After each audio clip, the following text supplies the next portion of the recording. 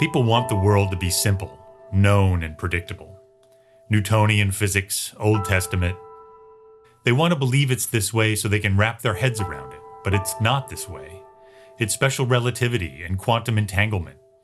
It's weird, counterintuitive, and even contradictory. We imagine our senses in a similar way, simplistically, like a water mill. A running stream turns the water wheel, which turns the grindstone to mill the wheat. Sound waves enter our ear canal, strike our eardrum, and the vibrations are interpreted as sound by our brain. But there is another way. My name is Bob Lichtenberg.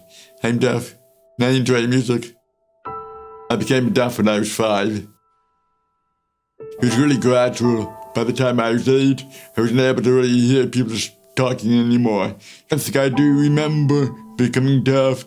So when a bird was singing, and my friend had told me, "Can you hear that?" I said, "Just barely." And that was really the last time I remember hearing music. A deaf person shouldn't be able to hear music, but they can. Sound is vibrational information, and the body has ways of sensing this information other than the ears. Hands are particularly adept at this, and it's been found that the brain can rewire its auditory cortex to receive input from the mechanoreceptors in the fingertips instead of the auditory nerve coming from the ear. Bob uses a mylar balloon to gather the musical vibrations in the air of the room and focus them at his fingertips, like what our eardrum does for our inner ear. Well, many deaf people use the balloon. What I discovered was that mylar and helium was a better kind of balloon than latex and oxygen. You're just a lot more sensitive to vibrations. I've always been listening to music with a speaker, a little small speaker, but I was always holding it on my ears. And then I realized later on it was similar to feeling of a balloon. But over the years, it just became a point where my brain was, actually here. Something really close, but it wasn't close enough, but loud enough, and I'd be feeling it. My brain was just picking it up, as if I was actually hanging really close to me. And so I've adapted to the point where if I don't use the balloon, I can't hear anything. But if I pick up the balloon, music's very clear to me. So my hands are basically mapping to my brain what the ears do. I've done some studies on other deaf people in Europe who were born deaf, who listen with music with a balloon. They find out their auditory cortex is still functional. They're basically hearing. It's just a different pathway, same mechanics. Bob claims his method of listening is limited, and that his balloon doesn't pass on as much detail as a listener might receive through their ears. That may be true, but he's so focused when he listens that he can tell which cable has been swapped in a stereo system by listening alone far more reliably than most audiophiles. There's a lot of guesswork involved in listening with the balloon, because there's a lot of detail that I'm not able to hear, and so I'm trying to figure out in my mind, what are they playing to? With the dead, I know Jerry's gonna go this way, and then Bob's gonna kind of pick up and play along with him. Then do you want to go this way? Because I'm listening to particular people playing. Because it's really an emotional thing for me. I remember the first time a friend of mine played the guitar with headphones. And I was going, wow, hearing people hear this.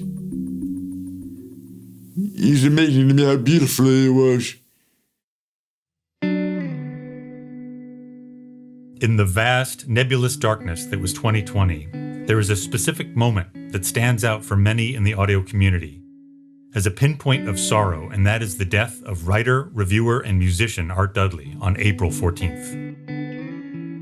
A few of us in the hi-fi industry who knew Art did what we could to assist his family by facilitating the sale of some of his equipment and records. Among the most recognizable items from this collection would have to be Art's Altec Lansing flamenco speakers, which made many appearances in his writings over the years. He described them as having a neo-Moorish grille so elaborately styled it would not look out of place in the drawing room of a Victorian hookah merchant. But he also said that they were reliably skilled at turning groove bumps into goosebumps. Bob, like so many of us, was a great fan of Art Dudley, of his reviews and his column called Listening. Bob now owns Art's speakers and listens to them every day in his unique way, with an attentiveness and a connection that very few of us attain. I'm sure Art would approve, and I'm sure he would appreciate the ironic, iconoclastic beauty of this unlikely connection he shares with an audiophile who is deaf. One thing that attracted me to Art Dudley, he wrote as if music was fun. Just a different kind of writer. He made music human. So for me, those speakers and the fun part of music, that's the one part of the musical spectrum, is to have fun.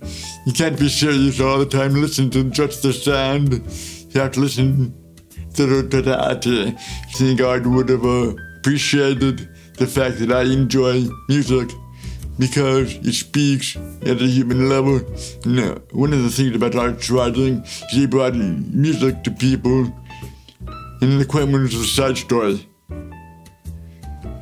And so for me, that is the way I relate to him.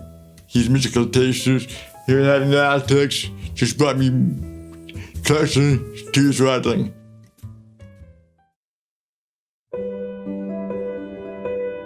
English composer Edward Elgar said that there is music in the air, music all around us. The world is full of it, and you simply take as much as you require. In a way, it's a bit like the Force in Star Wars. Music flows out and fills all the space. It's there if you're aware of it. Bob is just letting it in a different way from the way I like. Music is so universal. Something the sound of God talking. Really, really good music gets you to that point where you leave your body. Understanding music, you have to understand the artist. What are they trying to do? John Coltrane was trying to do something other people weren't doing. I listened to what John was trying to say. In the album liner notes, he said something, this is the music deaf people should hear. I thought, oh wow, how true. That man was, just giving the world his heart. He was just like, cry. It's life. Music is life.